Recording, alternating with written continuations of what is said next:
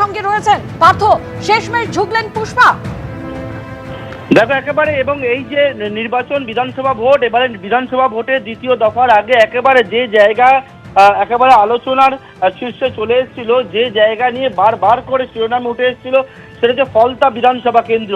এবং সেই ফলতা বিধানসভা কেন্দ্রে আমরা দেখেছিলাম একেবারে দৈরথ শুরু হয়েছিল জাহাঙ্গীর খান তৃণমূল প্রার্থী, এবং তার সঙ্গে একেবারে তাকে রীতিমতো তার বাড়িতে পৌঁছে যায় হচ্ছে একজন উত্তরপ্রদেশ থেকে আসা আইপিএস অফিসার। এবং তারপরে ফলতায় ভোট হলো, এবং সেক্ষেত্রে কিন্তু উঠে এলো পুষ্পা, কেউ বলছেন সিঙ্গাম, এই দুজনের দৈরথ শুরু হয়ে গেছিল।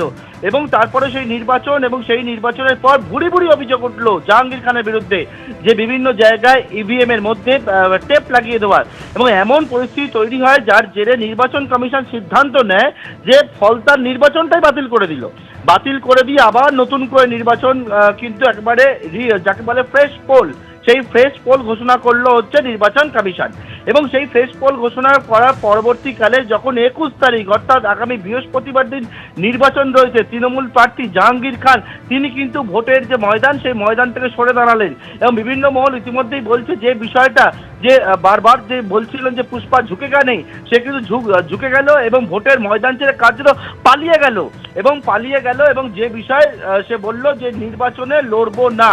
অর্থাৎ এক্ষেত্রে দেখেছিলাম যে ফলতার যে নির্বাচন, সেই নির্বাচনের পর ভুরি ভুরি অভিযোগ জাহাঙ্গীর খানের বিরুদ্ধে একের পর এক অভিযোগ উঠতে সামনে আসে। অনেকেই বলছিলেন তারা জাহাঙ্গীরের যে ত্রাস তৈরি করেছিল জাহাঙ্গীর এলাকার মধ্যে, তার জন্য কিন্তু তারা এতদিন ভোট দিতে পারছিল না। এবারে তারা ভোট দেওয়ার যখন ইচ্ছা প্রকাশ করেছিল, সেই ভোট দিতে গিয়ে দেখছে ইভিএম এর মধ্যে হচ্ছে টেপ লাগানো, কোনো জায়গায় গিয়ে দেখছে আতর লাগানো।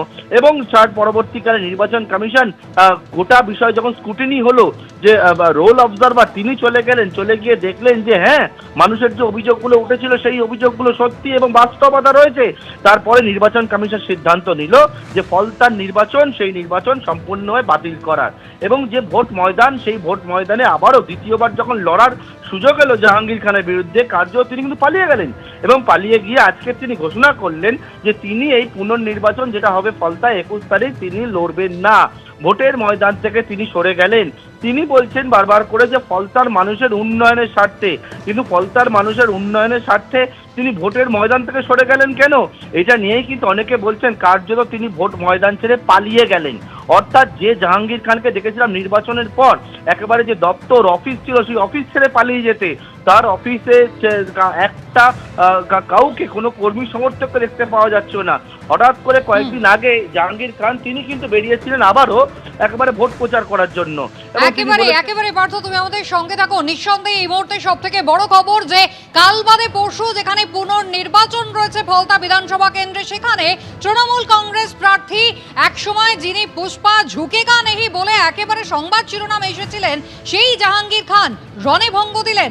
মাত্র কয়েক ঘন্টার ব্যবধান, কাল বাদে পরশু যখন নির্বাচন হওয়ার কথা, পুনর্নির্বাচন, তার আগে ভোটের প্রচার সারছেন শুভেন্দু অধিকারী। একেবারে আর হাতে মাত্র ঘন্টা তিনেক বাকি প্রচারের, তার আগে পুষ্পা তিনি একেবারে রণে ভঙ্গ দিলেন, ভোটের ময়দান থেকে পালিয়ে গেলেন ফলতা বিধানসভা কেন্দ্রে তৃণমূল কংগ্রেস প্রার্থী জাহাঙ্গীর খান। 28 তারিখ অর্থাৎ 29 তারিখ যেদিন ছিল নির্বাচন, তার আগের দিন কিন্তু নিজেকে পুষ্পা বলে দাবি করেছিলেন। নিজেকে সিংহ মনে করে সিনেমার আর্টিস্টে, আমরাও পুষ্পা, ঝুঁকেগা নেই। আমরা ঝুঁকবো সাধারণ মানুষের কাছে, আমরা ঝুঁকবো গণদেবতার কাছে। কোনো দিল্লির পুলিশ বা বিজেপির দালালদের কাছে আমরা মাথা নত করবো না। পুষ্পা ঝুঁকেগা নেহি এমনটাই দাবি করেছিলেন, অথচ পুনর্নির্বাচনের আগের দিনই কিন্তু রণে ভঙ্গ দিলেন জাহাঙ্গীর খান। কথা বলবো, পার্থ প্রতিম ঘোষ রয়েছেন আমাদের সঙ্গে। পার্থ, কি কারণে ভোটের ময়দান থেকে সরে দাঁড়ালেন পুষ্পা? দেখো, কারণ সম্পর্কে যে বিষয় সেটা হচ্ছে জাহাঙ্গীর খান তিনি বলছেন ফলতার উন্নয়নের স্বার্থে, কিন্তু উন্নয়নের স্বার্থে যে বিষয় সেটা হচ্ছে যে তিনি সরে যাবেন কেন, কারণ হচ্ছে ফলতায় নির্বাচন, সেই নির্বাচনকে কেন্দ্র করে বিভিন্ন রাজনৈতিক মহল বলছিল যে একদিকে যেমন শুভেন্দু অধিকারী সেখানে জনসভা করেছেন, আজকে শুভেন্দু অধিকারী প্রায় মুখ্যমন্ত্রী হওয়ার পরবর্তীকালে ফলতায় আজকে রোড শো করছেন 25 কিলোমিটার। সেখানে হচ্ছে বিজেপি রাজ্য সভাপতি সেখানে গিয়ে পৌঁছেছেন এবং লক্ষ্যমাত্রা বেড়ে দিয়েছেন, জয়ের লক্ষ্যমাত্রা প্রায় 1 লক্ষের ওপরে। সেই জায়গায় রাজনৈতিক মহল মনে করছিল এই জায়গায় যদি বিজেপির টার্গেট হচ্ছে 1 লক্ষ ভোটে জেতা। সেই জায়গায় যদি তৃণমূল কোনো রকমভাবে ফলতার আসন পায় তাহলে কিন্তু একটা অক্সিজেন যোগাবে এই ভরাডুবির বাজারে। কিন্তু কি হলো, তৃণমূল প্রার্থী কি করলো, তৃণমূল প্রার্থী হচ্ছে গোটা ভোটের ময়দান থেকেই পালিয়ে গেলেন এবং পালিয়ে গিয়ে তিনি সিদ্ধান্ত নিলেন যে তিনি ভোটে লড়বেন না। অর্থাৎ যে ফলতায় যার দাপটে একেবারে দেখা যেত নানা সময় যেটা অভিযোগগুলো উঠছিল যে জাহাঙ্গীর খান যার দাপট এতটাই যে তার ভয়ে কেউ কথা বলতে পারে না বলে এরকম এখন একের পর এক থানায় অভিযোগ জমা পড়ছে। কেউ বলছেন যে জাহাঙ্গীর খানের ভয়ে তারা নির্বাচনে অংশ নিতে পারতেন না, কেউ বলছেন প্রতিটা ভোটে জাহাঙ্গীর খান এবং তার বাহিনী কন্ট্রোল করত।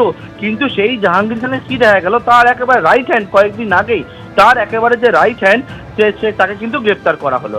এবার তার রাইট হ্যান্ড যখন গ্রেপ্তার হলো তার পাশাপাশি জাহাঙ্গীর খান তিনি ছুটে গেলেন গতকালকে আদালতে।